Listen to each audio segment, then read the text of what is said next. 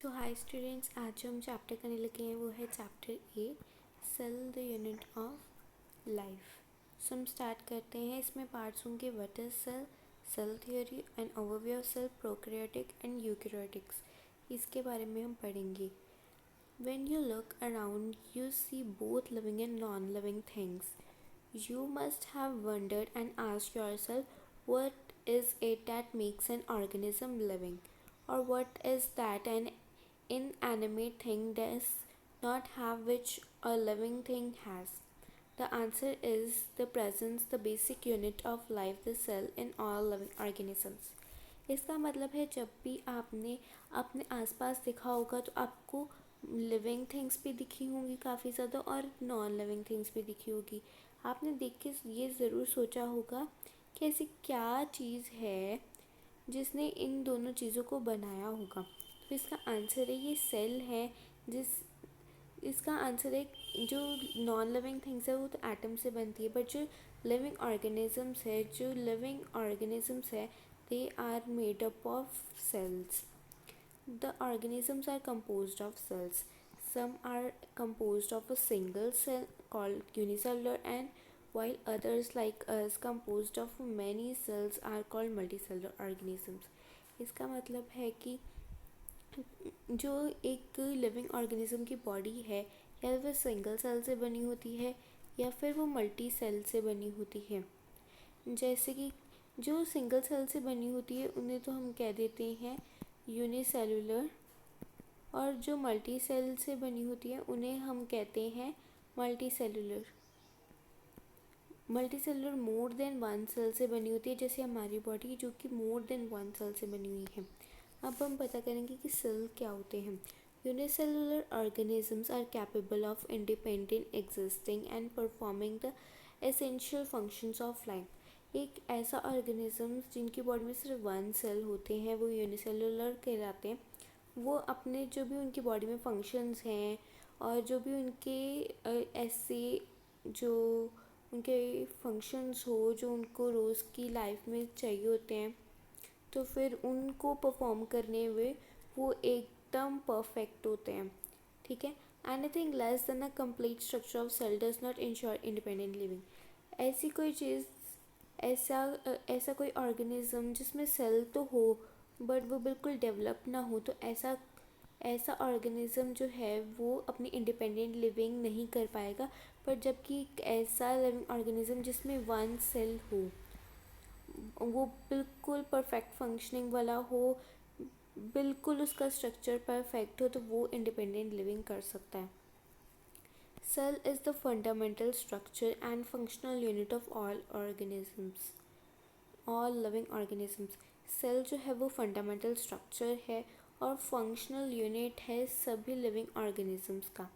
जो एंटन von Leeuwenhoek है उन्होंने सबसे पहले सेल को देखा था और जो लिविंग सेल था उनको डिस्क्राइब किया था उन्होंने। जो एंटन वॉन ल्यूवेनहुक हैं उन्होंने सबसे पहले लिविंग सेल को देखा और डिस्क्राइब किया था। रॉबर्ट ब्राउन ने उसके बाद न्यूक्लियस को डिस्कवर किया। The invention of the microscope and its important leading to the electron microscope revealed all the structural details of the cell.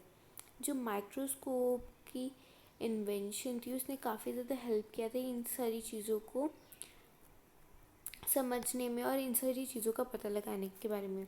तो अब हम पढ़ेंगे सेल थ्योरी। 1838 का टाइम था जिसमें एक साइंटिस्ट थे जो कि थे जर्मन बॉटनिस्ट थे। उनका नाम था मैथेस क्लेडन।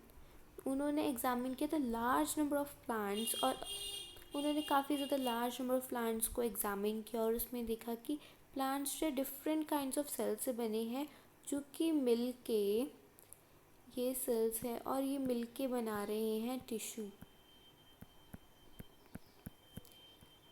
बना रहे हैं प्लांट का। और उसी के सेम टाइम पे थियोडर स्क्वान 1839 में थियोडर स्क्वान नाम के साइंटिस्ट जो कि ब्रिटिश जोलॉजिस्ट थे उन्होंने different type of animal cells की स्टडी की और रिपोर्ट किया कि सेल्स के जो है उनमें सेल्स में एक थिन आउटर लेयर होती है जो कि आज हम उसको जिसको प्लाज्मा मेम्ब्रेन के नाम से जानते हैं। उन्होंने ये भी कंक्लूड किया था उनकी स्टडीज़ के हिसाब से कि जो प्लांट टिश्यूज़ हैं उनका एक यूनिक करेक्टर है, वो यूनिक करेक्टर है प्रेजेंस ऑफ सेल वॉल। उनका यूनिक करेक्टर है कि उनमें सेल वॉल है, ठीक है, of the plant cells. On the basis of this quant propose the hypothesis that the bodies of animals and plants are composed of cells and cell products। अपनी study के basis पे ही और अपनी जो भी थ्योरीज के बेसिस पे उन्होंने ये हाइपोथेसिस निकाली कि जो बॉडी है, चाहे वो एनिमल की हो या फिर प्लांट की हो, वो या फिर सेल से बनी है या फिर सेल्स के प्रोडक्ट से बनी है। Schleiden and Schwann together formulated the cell theory.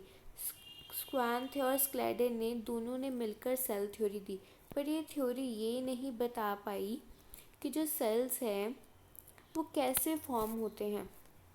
पर 1855 में एक साइंटिस्ट थे जिनका नाम था रुडोल्फ विर्को।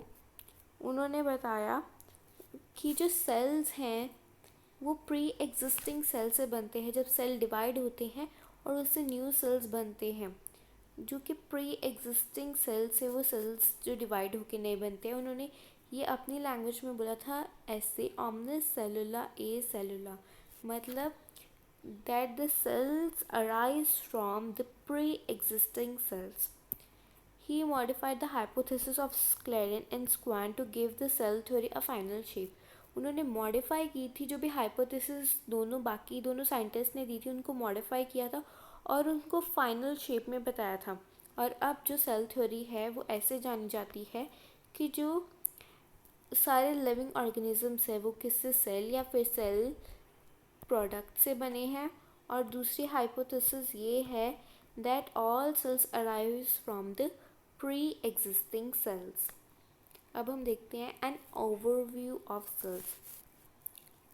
आपने पहले ऑब्जर्व किया होगा अनियन पील का और ह्यूमन सेल्स जो माइक्रोस्कोप के अंदर। Let us recollect this structure. अब हम ये स्ट्रक्चर को दोबारा पढ़ने की कोशिश करते हैं। एक अनियन सेल जो कि टिपिकल प्लांट सेल माना जाता है, उसकी डिस्टिंक्ट सेल वॉल होती है, उनकी प्रॉपर आउटर बाउंड्री होती है, and just with it is a cell membrane. उसमें सेल मेम्ब्रेन, आउटर बाउंड्री सब कुछ होती है। और अब हम देखें तो cell of human cheek have an outer membrane as the delimiting structure of the cell। Inside each cell is dense membrane bound structure called nucleus। Human चीक में एक सेल के अंदर डेंस मेम्ब्रेन बाउंड स्ट्रक्चर होता है जिसको हम nucleus बोलते हैं। This nucleus contains the chromosomes which in the turns contain the genetic material DNA। मतलब एक सेल है, उसके अंदर न्यूक्लियस होता है, उसके अंदर एक क्रोमोसोम होता है और उसके अंदर जेनेटिक मटेरियल होता है जिसको हम DNA कहते हैं। This is cell, this is nucleus,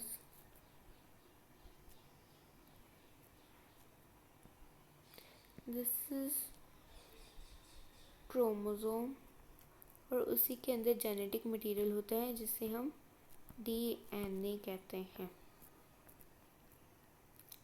Cells that have membrane-bound nuclei are called eukaryotic, whereas cells that lacks a membrane-bound nucleus are prokaryotic।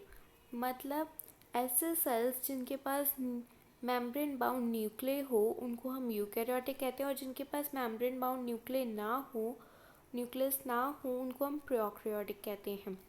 In both prokaryotic and eukaryotic cells, a semi-fluid matrix called cytoplasm occupies the volume cells।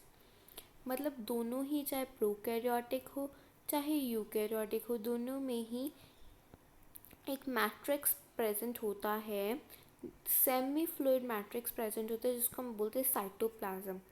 तो अगर हम differentiate करें कि eukaryotic और prokaryotic में difference क्या है, तो यूकैरियोटिक जो है उनके पास जो है हर एक चीज़ काफ़ी अच्छे से प्रेजेंट होती है, ज़्यादा चीज़ न्यूक्लियस प्रेजेंट होता है, जबकि प्रोकैरियोटिक में न्यूक्लियस प्रेजेंट नहीं होता, जो उनका जेनेटिक मटेरियल है वो ऐसे ही नेक्ड पड़ा रहता है। जबकि जो यूकैरियोटिक सेल्स हैं उनमें जो जेनेटिक मटेरियल है वो बाउंडेड होता है, और यूकैरियोटिक में बाउंडेड नहीं होता, वो नेक्ड होता है, जो उनका डीएनए है वो नेक्ड होता है। The cytoplasm is the main arena of cellular activities in both plant and animal cells।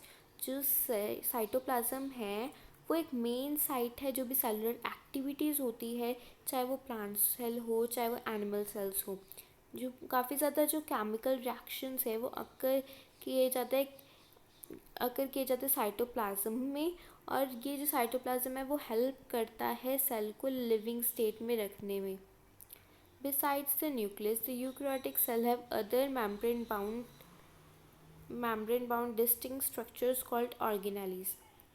अब न्यूक्लियस के अलावा यूकैरियोटिक सेल्स के पास एक और चीज़ होती है जिसको हम ऑर्गेनेलिस कहते हैं। और ऑर्गेनेलिस कौन सी होती है? Endoplasmic reticulum, that is ER, Golgi complex, lysosomes, mitochondria, microbodies and vacuoles. So ये हमारी होती है organelles.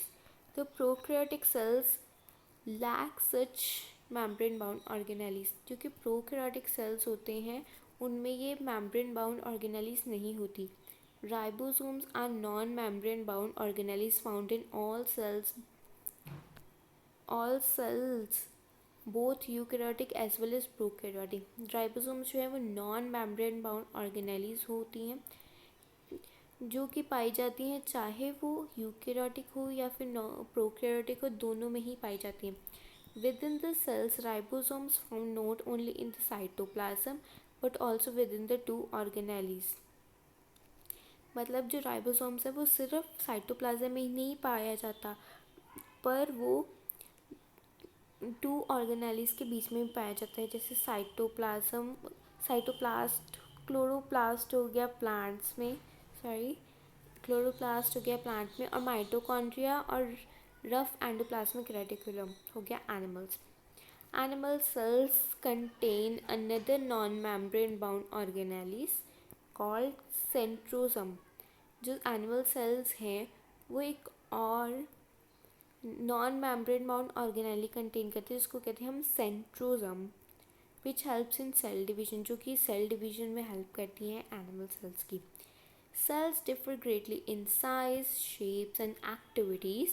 For example, mycoplasmas, the smallest cell, that is 0.3 micrometer in length, while bacteria could be 3 to 5 micrometer। So these are the different shapes and sizes। So let us recall the shapes and sizes of the different cells।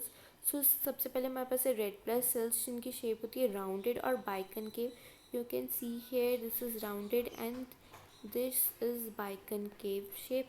Next is white blood cells, that is amoeboid shaped, and this is like different shapes, you can see this is different। And next is columnar epithelial। You have already studied in the zoology that the columnar epithelial are long and narrow cells। Next we can found nerve cells, that is branched and long cell। Next is a tracheate, that is an elongated cell। Next is a mesophyll cell, that is round and oval like this। The largest isolated single cell is the egg of an ostrich। जो सबसे बड़ा isolated single cell है वो है ostrich के egg में होता है। Among multicellular organisms, human red blood cells are 7 micrometer in diameter. जो ह्यूमन ब्लड सेल्स है, रेड ब्लड सेल्स है, उनका साइज होता है 7 micrometer. Nerve cells are some of the longest cells. Nerve cells होते हैं जो सबसे ज़्यादा लॉन्गेस्ट सेल होते हैं ह्यूमन बॉडी में। Cells also vary greatly in their shape. They may have disc-like, polygonal, columnar, cuboid, thread-like, or even irregular. The shape of the cell may vary with the function they perform. जो shape है वो हर एक cell के different होती है, same नहीं होती है। वो चाहे तो आप देख सके डिस्क लाइक हो सकती है, पॉलिगनल हो सकती है, कॉलमनर हो सकती है, क्यूबॉइड हो सकती है, थ्रेड लाइक हो सकती है, या फिर इरेगुलर भी हो सकती है। So thank you. अब अगली क्लास में हम पढ़ेंगे प्रोकैरियोटिक सेल से। सो थैंक यू गाइस, आपने मेरी क्लास अटेंड की, आपने मेरी वीडियो देखी, उसके लिए प्लीज़ सब्सक्राइब करे बिना मत जाना और वीडियो को लाइक भी करना। Thank you and bye, take care.